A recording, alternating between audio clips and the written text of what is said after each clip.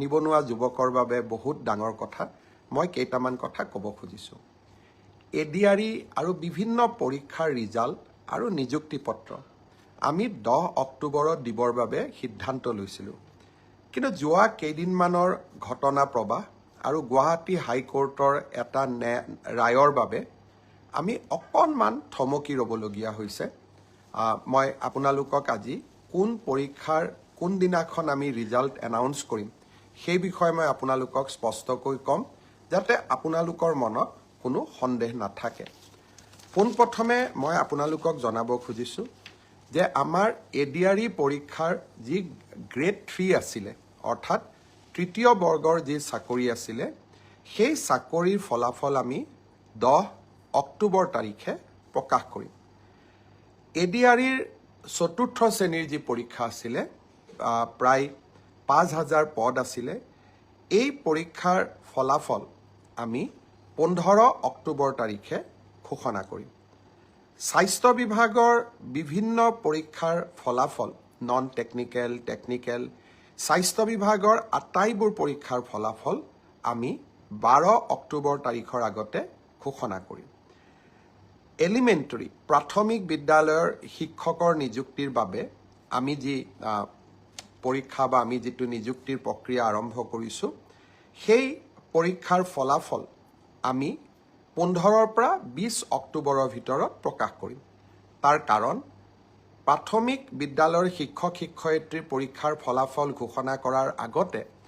আমি graduate teacher আৰু post graduate টিচাৰৰ result ঘোষণা কৰিব খুজিছোঁ যাতে অভাৰলেপিং নহয় অৰ্থাৎ প্ৰাথমিক বিদ্যালয়ৰ শিক্ষকৰ পদ নিৰ্বাচিত গ্ৰেজুৱেট টিচাৰ বা পোষ্ট গ্ৰেজুৱেট টিচাৰসকলে দখল কৰিব নোৱাৰে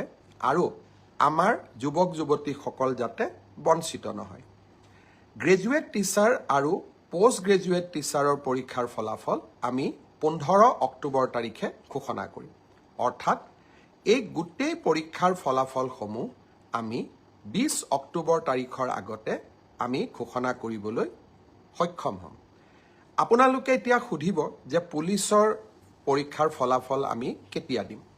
সাব ইন্সপেক্টৰৰ ৰিজাল্ট বা ফায়াৰ ব্ৰিগেড আদিৰ ৰিজাল্ট আমি 10 অক্টোবৰ তাৰিখে দিম বা তাতকৈ আগতে দিম কিন্তু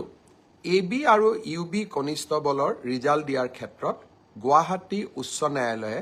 এটা আমাক সাময়িকভাৱে বাধা আৰোপ কৰিছে আমি আশা কৰোঁ সেই বাধা আৰোপ অতিক্ৰম কৰি অৰ্থাৎ উচ্চ ন্যায়ালয়ক সন্তুষ্ট কৰি আমি এই মাহৰ ভিতৰতে পুলিচৰো এবি আৰু ইউবি কনিষ্টবলৰ ৰিজাল্ট ঘোষণা কৰিব পাৰিম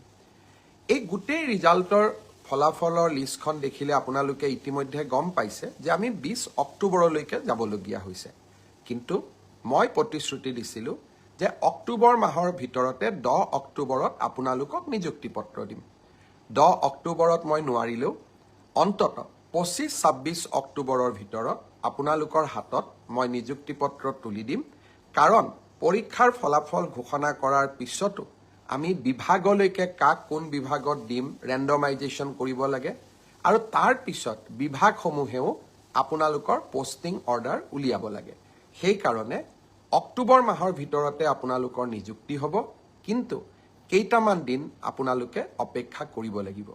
ইয়াৰ কাৰণো আপোনালোকে জানে যোৱা কেইবাটাও দিন ধৰি আমি কোনেও কাম কৰিব পৰা নাই